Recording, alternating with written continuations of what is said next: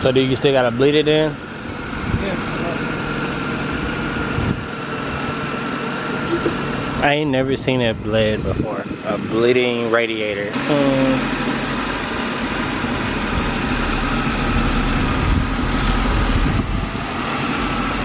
Oh, I see.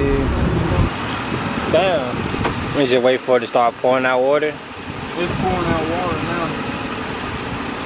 What are you looking for then? Huh? Like, what is the idea? Making sure there ain't no bubbles or anything in it, no air. Oh, okay.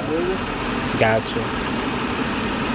See, that's just straight water and antifreeze.